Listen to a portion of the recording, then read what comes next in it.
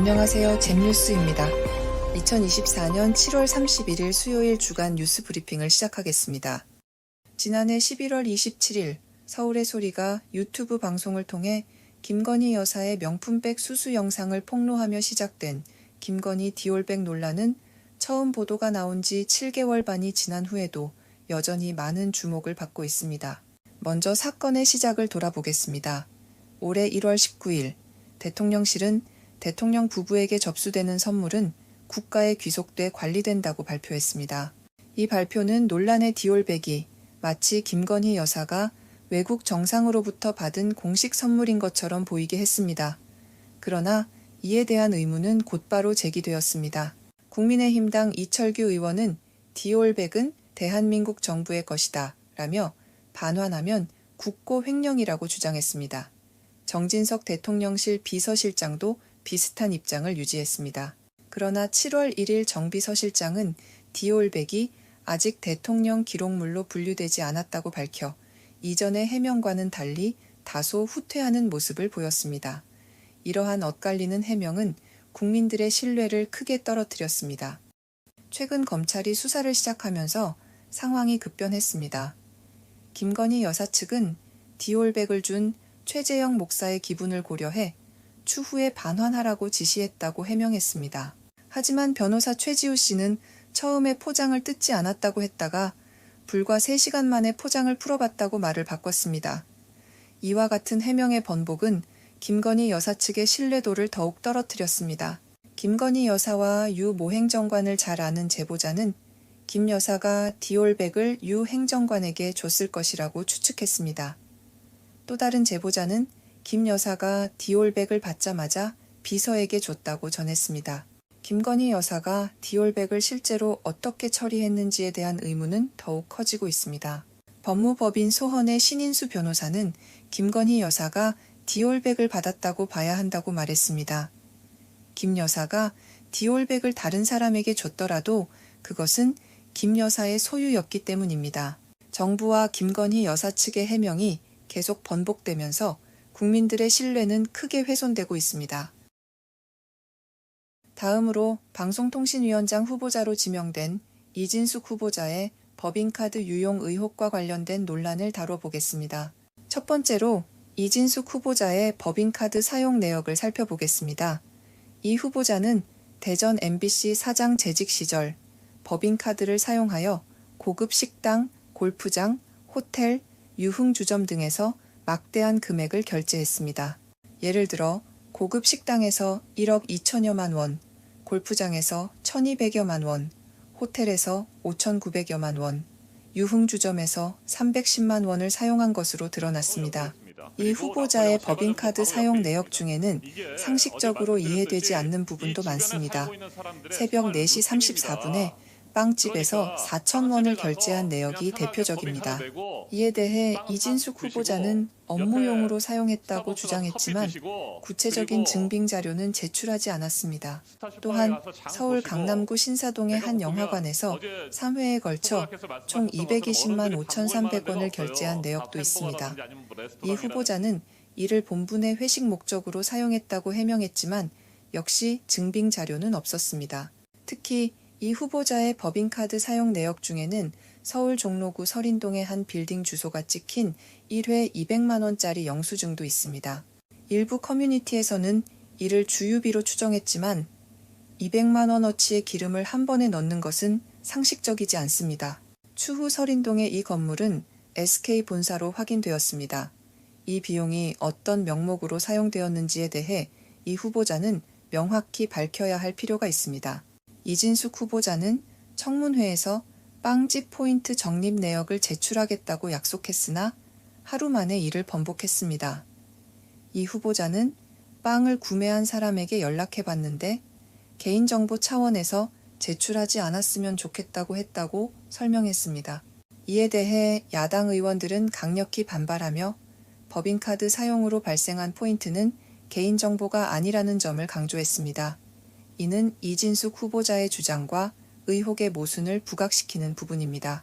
야당 의원들은 이진숙 후보자의 법인카드 사용에 대해 철저히 검증하고 법적 책임을 묻겠다는 입장을 밝혔습니다. 이들은 이 후보자가 단돈 1만 원이라도 증빙하지 못하면 업무상 배임에 해당한다고 주장하며 8월 2일 열릴 과방위 전체 회의에서 이 후보자의 위증에 대해 법적 대응을 하겠다고 강조했습니다. 더불어민주당 황정아 의원은 본질은 사실 빵이 아닙니다.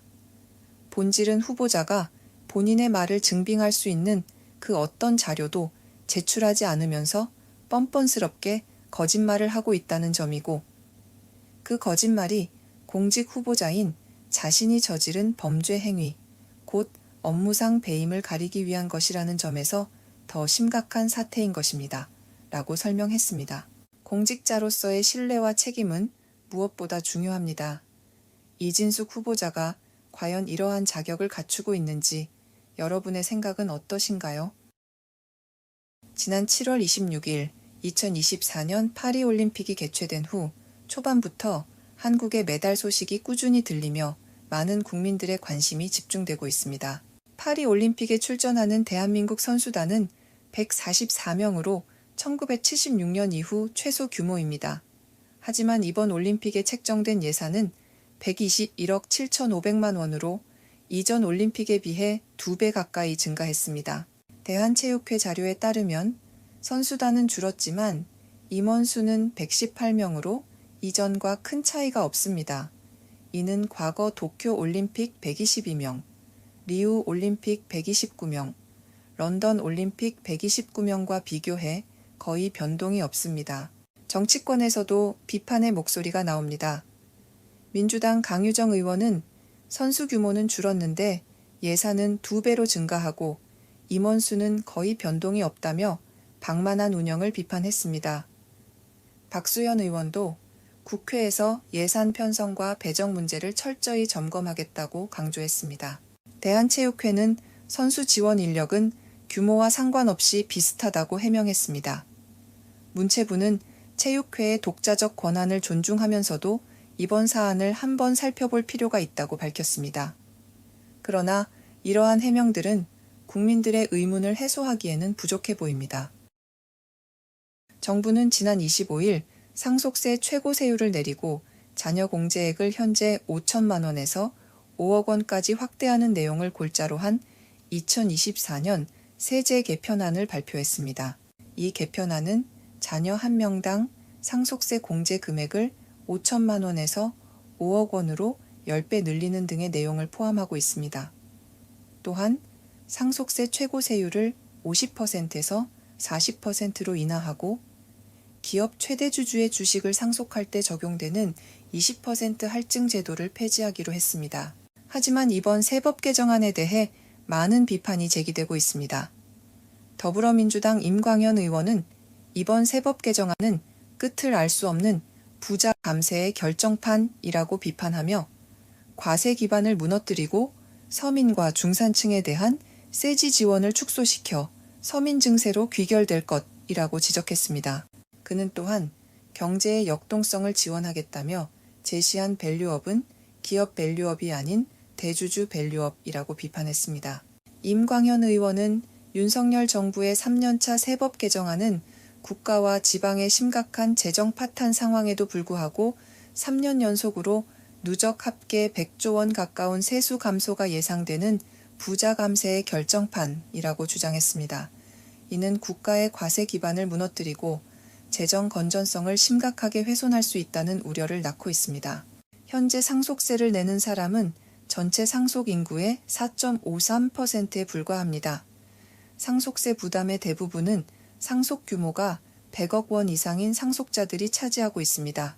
이번 개정안으로 인해 향후 5년간 세수가 총 18조 4천억 원 줄어들 것으로 예상됩니다. 이는 재정 지속 가능성에 대한 우려를 낳고 있습니다.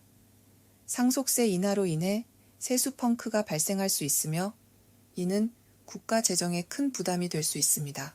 이번 세법 개정안은 서민과 중산층의 세 부담을 증가시킬 수 있습니다. 세지 지원을 축소하는 방안이 다수 포함되어 있어 결국 서민 증세로 이어질 가능성이 큽니다. 또한 비정규직을 확산시키는 비정규직 장려세제가 될 우려도 제기되고 있습니다.